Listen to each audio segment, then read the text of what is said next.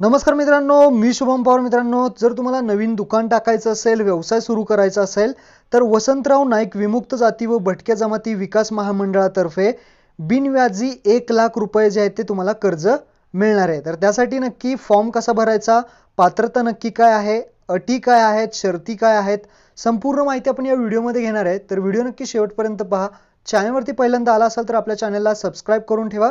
अशाच नवनवीन व्हिडिओज तुम्हाला भेटत राहणार. तर चला मित्रांनो, व्हिडिओ सुरू करूयात.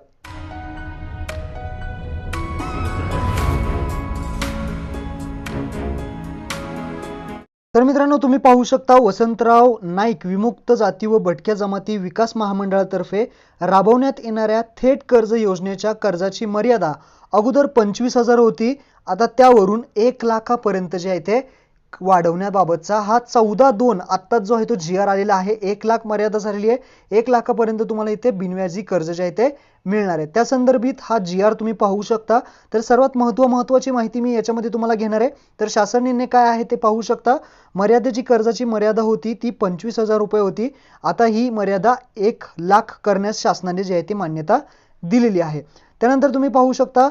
तसेच योजनेचा उद्देश समजून घ्या. कोणकोणत्या व्यवसायांना इथे जे आहे ते कर्ज मिळणार आहे. तर इथे 5 नंबरचा पॉईंट तुम्ही पाहू शकता. सदर योजनांसाठी लघु व्यवसाय असेल, उदाहरणार्थ मत्स्य व्यवसाय, कृषी क्लिनिक असेल, पॉवर टिलर असेल, हार्डवेअर व पेंट शॉप असेल, सायबर कॅफे, संगणक प्रशिक्षण, xerox, stationery, salon, beauty parlour, त्यांना ब्युटी पार्लर झाल्यानंतर मसाला उद्योग, पापड उद्योग, मसाला मिरची, कांडप उद्योग असेल, वडापाव विक्री केंद्र असेल, भाजी विक्री केंद्र, ऑटो रिक्षा, चहा विक्री केंद्र, सॉफ्ट टाईज विक्री केंद्र, त्यानंतर DTP वर्क, स्विफ्ट मार्ट, डाय क्लिनिंग सेंटर, हॉटेल असेल, टायपिंग इन्स्टिट्यूट असेल, ऑटो रिपेरिंग वर्कशॉप असेल, मोबाईल रिपेरिंग असेल, गॅरेज असेल, फ्रीज दुरुस्ती, AC दुरुस्ती, चिकन मटनचं शॉप असेल, इलेक्ट्रिकल शॉप असेल, आईस्क्रीम पार्लर असेल, अशा प्रकारचे जे शॉप असतील, तसेच भासळी विक्री, भाजीपाला विक्री, फळ विक्री, किराणा दुकान, आठवडी बाजारमध्ये छोटेसे दुकान असेल, टेलिफोनचं बूथ असेल किंवा अन्य कोणताही लघु उद्योग, जर तांत्रिक लघु उद्योग असेल, अशा भरपूर अशा व्यवसायांना, दुकानांना जे आहे ते इथे मंजुरी मिळणार आहे. महत्त्वाची माहिती जी आहे ती तुम्हाला मी इथे सांगणार आहे. तर इथे पाहू शकता 100% सहभाग जे आहे ते महामंडळाचा राहणार आहे. त्यांच्याकडून तुम्हाला 1,00,000 पर्यंत इथे कर्ज मिळणार आहे. व्याजदर तुम्ही पाहिलं तर नियमित कर्ज जर तुम्ही फेडलं तर इथे व्याज आकारण्यात येणार नाहीये. आता नियमित म्हणजे कसं, तर इथे पाहू शकता नियमित म्हणजे 48 समान हप्त्यामध्ये तुम्हाला इथे मुद्दल रुपये 2,085 चा एवढा हप्ता राहणार आहे. तर याची परतफेड तुम्हाला करावी लागणार आहे. 48 जे हप्ते असतील 2,085 तुम्हाला इथे भरायचे आहेत प्रत्येक महिन्याला. अशा प्रकारचे तुम्हाला हप्ते जे आहेत ते तिथे द्यावे लागणार आहे. तसे 1,00,000 रुपये तुम्ही इथे 48 महिन्यामध्ये फेडायचे आहेत. आणि 48 महिन्यात जर तुम्ही नाही फेडले तर त्यानंतर तुम्हाला कर्जाची परतफेड करणार लाभार्थ्यांना जेवढे कर्जाचे हप्ते थकीत राहतील त्या थकीत हप्त्यावरती इथे रकमेवरती 4% व्याजदर जे आहे ते आकारण्यात येणार आहे. तर इथे कालावधी सुद्धा त्यांनी दिलेला आहे. कालावधी 48 जे आहे ते समान मासिक हप्त्यामध्ये इथे राहणार आहे. पहिला हप्ता तुम्हाला 75% अमाऊंट भेटणार आहे. जर तुमचा हा अर्ज मंजूर झाल्यानंतर तुम्हाला पहिला हप्ता 75,000चा मिळणार आहे. आणि दुसरा हप्ता तुम्हाला कधी भेटणार आहे, जो 25,000चा असेल तो हप्ता तुम्हाला 3 महिन्यानंतर साधारणतः भेटणार आहे. कधी भेटणार, पण जिल्हा व्यवस्थापकांच्या तपासणी अभिप्रायानुसार तुम्हाला भेटणार आहे. तुमचा जो बिझनेस असेल, जो व्यवसाय आहे, तो दुकान आहे ते पाहणार, उद्योग सुरू केला आहे का, सगळी माहिती पाहिल्यानंतर तुम्हाला जो आहे तो दुसरा हप्ता मिळणार आहे. तर अशा प्रकारची महत्त्वाची माहिती आहे. लाभार्थ्याची पात्रता नक्की काय आहे, तर इथे विमुक्त जाती, भटक्या जमाती, विशेष मागासवर्गीयातली असला पाहिजे. अर्जदार महाराष्ट्राचा रहिवासी असावा. अर्जदाराचे वय हे 18 ते 55 वर्षामधलेच असणं गरजेचं आहे. म्हणजे वयाची मर्यादा 18 ते 55 वय जे असतील, 18 ते 55 वया मर्यादा इथे राहणार आहे. अर्जदारात एकत्रित कुटुंब जर पाहिलं म्हणजे तुमचं इन्कम सर्टिफिकेट जे आहे ते लागणार आहे, ज्यामध्ये 1,00,000 पेक्षा जास्त उत्पन्न तुमचं नसलं पाहिजे. 1,00,000 पर्यंत इथे उत्पन्नाची मर्यादा राहणार आहे. वार्षिक उत्पन्न तुमचं 1,00,000 पाहिजे. एका वेळी इथे कुटुंबातील एकाच व्यक्तीने सदर योजनेचा लाभ घेता येणार आहे. एका वेळी एकाच अर्ज जो आहे तो तुमच्या कुटुंबातील इथे पात्र राहणार आहे. अर्जदाराने आधार कार्ड, संलग्न बँक खात्याचा तपशील सादर करावा लागणार आहे. म्हणजे आधार कार्ड असेल, पॅन कार्ड असेल, त्यानंतर तुमचं बँक पासबुक असेल ते द्यावं लागणार आहे. अर्जदार महामंडळाच्या कोणत्याही केंद्रावर राज्य शासनाचा इथे थकबाकी कशाची तुमची नसली पाहिजे. त्यानंतर अटी शर्ती काय आहेत हे समजून घ्यायचं आहे. तर लाभार्थ्यांनी इथे शेतजमिनीची नोंदणीकृत गहाणखत जे आहे ते करावी लागणार आहे, ज्यामध्ये शेतजमिनीचं मूल्यांकन व गहाणखत केल्यानंतर शेतजमिनीचा सातबारा किंवा मिळकत उतार्यावरती महामंडळाच्या कर्ज रकमेचा तुमचा सातबारा उतार्यावरती इथे बोजा जो आहे तो चढवण्यात येणार आहे. तसेच बाकीची माहिती सुद्धा इथे दिलेली आहे. सगळी माहिती मी याच्यामध्ये सांगत नाही, तर तुम्हाला हा GR मी डिस्क्रिप्शन मध्ये दिलेला आहे, तो तुम्ही इथे पाहून घ्या आणि इथे संपूर्ण माहिती जी आहे ते वाचून घ्या. सगळी माहिती काय दिली आहे, कर्ज वितरण जे आहे ते कसं होणार आहे, त्याची कार्यपद्धती असेल, तसेच इथं कर्ज वसुली कशी होणार आहे त्याची इथे कार्यपद्धती. कर्ज वसुली पाहिली तर इथे पाहू शकता 90 दिवसानंतरही कर्ज परतफेड तुम्हाला जे हप्ते राहणार आहेत ते 90 दिवसानंतर जे आहे ते सुरू करण्यात येणार आहेत. अशा प्रकारची सगळी माहिती वाचून घ्या. हा GR सुद्धा तुम्हाला डिस्क्रिप्शन मध्ये दिलेला आहे. आता फॉर्म नक्की कसा भरायचा आहे याची थोडक्यात आपण माहिती घेऊ. व्हिडिओ सुरू करूयात. मित्रांनो, ऑनलाईन फॉर्म भरण्यासाठी vjnt.in या वेबसाईटवरती यायचं आहे. वेबसाईटची लिंक तुम्हाला खाली डिस्क्रिप्शनमध्ये दिली आहे. वसंतराव नाईक विमुक्त जाती व भटक्या जमाती विकास महामंडळे मर्यादित, इथे संपूर्ण माहिती तुम्हाला या वेबसाईटवरती दिसेल, एकदा वाचून घेऊ शकता. त्यानंतर सर्वात पहिल्यांदा आपल्याला नोंदणी करायची आहे, रजिस्ट्रेशन करायचं आहे. तर वरती नोंदणी हा पर्याय दिसेल, या पर्यायावरती क्लिक करायचं आहे. इथे तुम्हाला हा फॉर्म ओपन आहे. इथे तुम्हाला 6 स्टेप ज्या आहेत त्या कंप्लीट करावे लागतात. तुम्हाला पहिल्यांदा वैयक्तिक माहिती भरावी लागते, पत्त्याचा तपशील असेल, बँकेचा तपशील असेल, व्यवसायाचा तपशील असेल, त्यानंतर बाकीचा काही जे डॉक्युमेंट्स असतील ते संपूर्ण अपलोड करावे लागतात. त्यानंतर तुम्हाला फॉर्म जो आहे तो सबमिट करावा लागतो. तर अशा प्रकारचे या स्टेप्स राहतात. इथे 6 स्टेप आहेत. पहिला स्टेप आहे वैयक्तिक माहिती. आपल्याला रजिस्ट्रेशन करण्यासाठी वैयक्तिक माहिती, तर इथे जो प्रकार आहे तो वैयक्तिक प्रकार आहे. लाभार्थी आपण वैयक्तिक आहे. वैयक्तिक म्हणजे तुम्ही स्वतः अर्ज करताय तर वैयक्तिक येणार आहे. जर तुमचा गट असेल, एखादा गट अर्ज करत असेल तर सेकंड ऑप्शन येणार आहे. तर पहिला ऑप्शन आहे आपला वैयक्तिक. वैयक्तिक सिलेक्ट केल्यानंतर एक पासपोर्ट आकाराचा फोटो जो आहे तो इथे अपलोड करायचा आहे. राईट साईडला पासपोर्ट आकाराचा फोटो अपलोड केल्यानंतर खाली तुम्हाला अर्जदाराचे संपूर्ण नाव येणार आहे. इथे प्रथम नाव असेल, त्यानंतर इथे मधले नाव आणि आडनाव, अशा प्रकारे तुम्हाला संपूर्ण नावं लिहायला लागणार आहे. त्यानंतर तुमचे वडील असेल किंवा पती असेल त्यांची नावं इथे द्यायला लागणार आहे. तर लेडीज अर्ज करते असेल तर पती येणार आहे आणि जर जेंट्स अर्ज करत असेल तर इथे वडील येणार आहे. तर वडिलांचे इथे नाव येणार आहे पूर्ण. त्यानंतर अर्जदाराच्या आईचं नाव विचारलं जाईल. अर्जदाराच्या आईचं नाव पूर्ण काय आहे. तुम्ही जर फॉर्म भरत असाल तर तुमच्या आईचं नाव जे आहे ते इथे संपूर्ण टाकायचं आहे. त्यानंतर अर्जदाराचे इतर तपशील तो द्यायचा आहे, ज्यामध्ये लिंग, स्त्री, पुरुष, त्यानंतर इतर जे काही असेल मेल फिमेल ते सिलेक्ट करायचं आहे. त्यानंतर तुमची जन्मतारीख जी असेल ती तुम्हाला इथे सिलेक्शन करून घ्यायची आहे.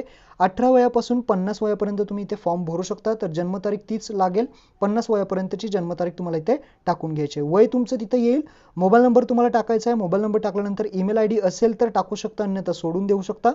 त्यानंतर तुम्हाला खाली विचारलं जाईल तुमची नक्की कॅटेगरी कोणती आहे. तर इथं VJA आहे, VJNT आहे, NTC आहे, तसेच SBC आहे. तर नक्की कोणती आहे ते पाहण्यासाठी तुम्हाला राईट साईडला इंग्लिश ऑप्शन दिसेल. इंग्लिश ऑप्शनवरती क्लिक करा. इंग्लिशमध्ये केल्यानंतर, लँग्वेज इंग्लिशमध्ये केल्यानंतर तुम्हाला इथे परत जो फॉर्म आहे तो फिल करायचा आहे. खाली यायचं आहे. कास्ट कॅटेगरी तुम्हाला इथे दिसेल. VJA आहे, त्यानंतर इथे NTB आहे, SBC आहे, NTC आहे. तसेच तुम्हाला जी कास्ट कॅटेगरी असेल त्याच्यानुसार तुम्हाला कास्ट सुद्धा निवडायची आहे. NTC म्हणलं की धनगर कास्ट येते, तसंच NTB म्हणलं तर अशा प्रकारच्या भरपूर कास्ट येतात. तर तुमची कास्ट जी आहे ती तुमच्या मोठी व्यक्ती घरामधील असेल त्यांना विचारा, ते तुम्हाला यातली कास्ट जी आहे ते सांगतील. त्यानंतर सबकास्ट सुद्धा तुम्हाला निवडायची आहे. तर जी काही तुमची कॅटेगरी आहे त्या कॅटेगरीनुसार तुम्हाला कास्ट निवडायची आणि कास्ट निवडल्यानंतर सुद्धा तुम्हाला सब कास्ट निवडायची आहे. तर इथे तुम्ही मोठ्या व्यक्तीला विचारून तुमची सब कास्ट नक्की कोणती आहे. इथे भरपूर जण चुका करू शकतील. तर इथे तुम्हाला व्यवस्थित जी आहे ती तुमची कास्ट कॅटेगरी टाकायची आहे. तुमच्या कास्ट सर्टिफिकेटवरती जी कास्ट आहे, सबकास्ट आहे, कास्ट आहे तीच टाकायची आहे, ही गोष्ट लक्षात ठेवा. त्यानंतर पॅन कार्ड नंबर तुम्हाला टाकायचा आहे.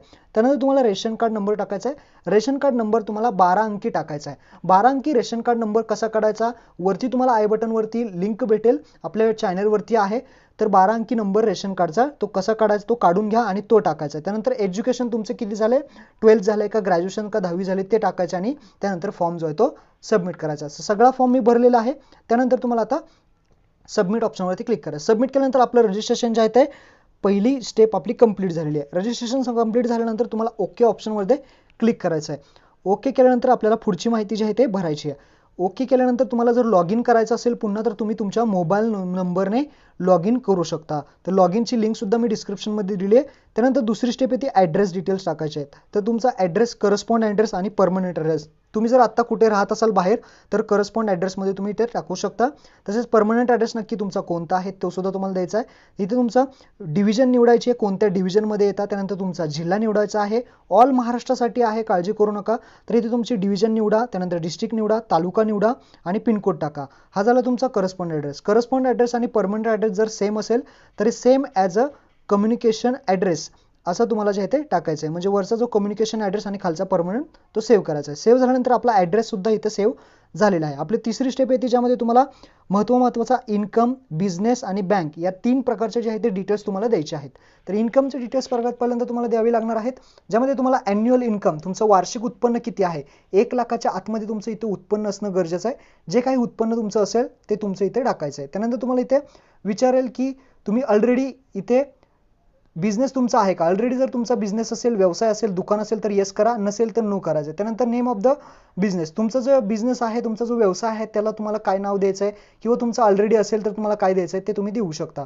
त्यानंतर तुम्हाला इथे ॲड्रेस जो आहे तो टाकायचा आहे, तुमचा नक्की कुठे आहे, जो बिझनेस आहे तो नक्की कुठे आहे त्याचा ॲड्रेस टाकायचा आहे. त्यानंतर कॅपिटल करंट इन्व्हॉल्व, तुम्ही आत्ता किती बिझनेसला पैसे वगैरे घालवले असतील तर ते तुम्ही इथे टाकू शकता, अन्यथा हे सोडून देऊ शकता, मॅन्डेटरी नाही आहे.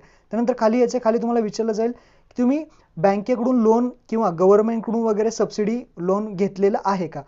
तर इथे तुम्ही लोन घेतलं असेल तर येस करू शकता आणि तुम्ही स्वतः लोन घेतलं असेल तर तुमचं नाव येणार आहे, तुम्ही कोणत्या बँकेकडून लोन घेतलेलं आहे त्या बँकेची तिथं डिटेल्स तुम्हाला टाकायला लागेल, आउटस्टँडिंग किती राहिलेली आहे, नेम ऑफ द कॉर्पोरेशन, तर हे संपूर्ण तुम्हाला माहिती द्यावी लागेल. लोन नसेल घेतलं तुम्ही तर नो ऑप्शनमध्ये क्लिक करायचं आहे.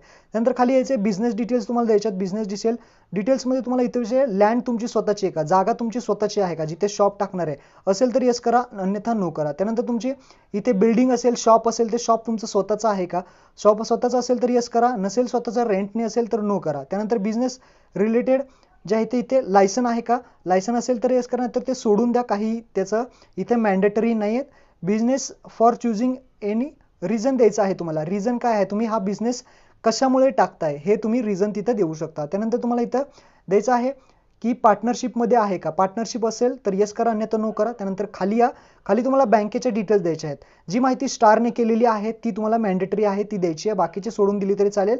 तर इथे बँकेच्या डिटेल्समध्ये अकाउंट नंबर तुम्हाला द्यायचा आहे, अकाउंटचं होल्डरचं नेम, तुमचं नाव येणार आहे. त्यानंतर बँक कोणती आहे ती बँक सिलेक्ट करायची आहे. त्यानंतर बँकेची ब्रँच कोणती आहे, ब्रँच सिलेक्ट करायची आहे. त्यानंतर बँकेचा IFSC कोड तुम्हाला विचारला जाईल, IFSC कोड सिलेक्ट करायचा आहे. तसेच खाली तुम्हाला रिक्वायर्ड लोन अमाऊंट विचारली जाईल. आता लोन तुम्हाला किती पाहिजे, 1 लाखापर्यंत तुम्ही घेऊ शकता, 25,000, 50,000, 70,000, 1 लाख, 1 लाखापर्यंत इथे अमाऊंट तुम्ही जे आहे ते टाकू शकता. तर इथे 1 लाखापर्यंत अमाऊंट तुम्ही टाकू शकता. जसे की इथे 50,000 मी टाकलेली आहे, तुम्हाला जशी हवी आहे तेवढी अमाऊंट टाका. त्यानंतर तुम्हाला इथे तुमचं जे दुकान असेल, जो व्यवसाय असेल त्या व्यवसायाचं नाव तुम्हाला इथे टाकायचं आहे.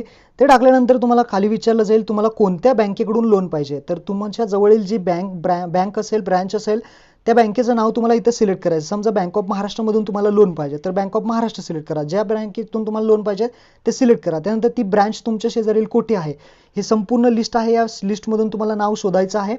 इथे तुम्ही नाव शोधायचं आहे, त्यानंतर त्याचा IFSC कोड जे आहे ते इथे सिलेक्ट करायचं आहे आणि त्यानंतर संपूर्ण माहिती तुम्हाला ही भरायची आहे, जसं की अकाउंट नंबर, सगळी माहिती सबमिट करायची आहे. सबमिट केल्यानंतर तुमची इथे income details, business detail, bank details submit झालेली आहे. त्यानंतर आपल्याला इथे 4th स्टेपकडे आलेलो आहे. 4थ्या स्टेपमध्ये तुम्हाला पाहू शकता डॉक्युमेंट्स जे आहेत ते इथे अपलोड करायचे आहेत. तर सर्वात पहिल्यांदा तुम्हाला इलिजिबिलिटी आहे. इलिजिबिलिटी हे सर्व जे 6-7 पॉईंट आहेत ते संपूर्ण तुम्हाला वाचून घ्यायचे आहेत, जे की ॲप्लिकंट इथे महाराष्ट्र स्टेटचा राहिलेला पाहिजे, महाराष्ट्रामध्ये राहणारा पाहिजे. इथे त्याच्यानंतर त्याचे जे आधार कार्ड वगैरे लिंक पाहिजे, कास्ट सर्टिफिकेट लागणार आहे. त्यानंतर इथे बाकीची माहितीसुद्धा दिलेली आहे, एज क्रायटेरिया असेल, ही सगळी टिक करायची. तुम्हाला प्रत्येक ठिकाणी टिक करायची आहे आणि तुम्हाला खाली यायचं आहे. आता खाली आल्यानंतर लक्षात ठेवायचं आहे तुम्हाला डॉक्युमेंट जे आहे ते द्यायचे आहेत. तर सर्व माहितीवरती टिक करा, सगळं वाचून टिक करायचे. त्यानंतर डॉक्युमेंट्स तुम्हाला सिलेक्ट करायचे आहेत. पहिल्यांदा ॲड्रेस प्रूफ आहे, ॲड्रेस प्रूफमध्ये तुम्ही इथे अपलोडवरती क्लिक करायचं. ॲड्रेस प्रूफमध्ये तुम्ही आधार कार्ड देऊ शकता, वोटर कार्ड देऊ शकता. त्यानंतर कास्ट सर्टिफिकेट आहे, रेशन कार्ड आहे, इन्कम सर्टिफिकेट आहे, त्यानंतर आधार कार्ड आहे, त्यानंतर कोटेशन आहे. कोटेशन म्हणजे काय, तर तुमचा जो बिझनेस आहे, तुम्ही त्याच्यासाठी मशिनी घेणार असाल किंवा आता कम्प्युटर घेणार असाल तर त्याचं कोटेशन तुम्हाला द्यावं लागणार आहे. तसेच तुम्हाला proof of date of birth जे आहे ते द्यावं लागणार आहे. आता तुम्हाला ॲड्रेस प्रूफ असेल तर आता काय काय अपलोड करू शकता तुम्ही. ॲड्रेस प्रूफमध्ये तुम्ही इथे तुमचं आधार कार्ड देऊ शकता, कास्ट सर्टिफिकेट तुम्हाला अपलोड करायचं आहे, रेशन कार्ड तुमच्याकडे असेल, इन्कम सर्टिफिकेट तहसीलदाराचं काढून घ्या, इन्कम सर्टिफिकेट 3 वर्षाचं ते तुम्हाला द्यायचं आहे. त्यानंतर बाकीची प्रूफ ऑफ डेट असेल, डेट ऑफ बर्थ त्या आधार कार्ड देऊ शकता. त्यानंतर रेशन कार्ड वगैरे तुम्ही सगळी डॉक्युमेंट जे आहे ते अपलोड करायचे आहेत आणि त्यानंतर तुम्हाला डिक्लेरेशन ॲक्सेप्ट करून सगळा फॉर्म जो आहे तो सबमिट करायचा आहे. हा डेमो फॉर्म मी तुम्हाला दाखवला. अधिक काही तुम्हाला माहिती हवी असेल तर इथे संपर्क ऑप्शन आहे, तिथे जाऊन तुम्ही इथे कॉन्टॅक्ट करू शकता. हा व्हिडिओ तुम्हाला आवडला असेल तर आपल्या नक्की मित्रांना शेअर करा. धन्यवाद. जय हिंद, जय महाराष्ट्र.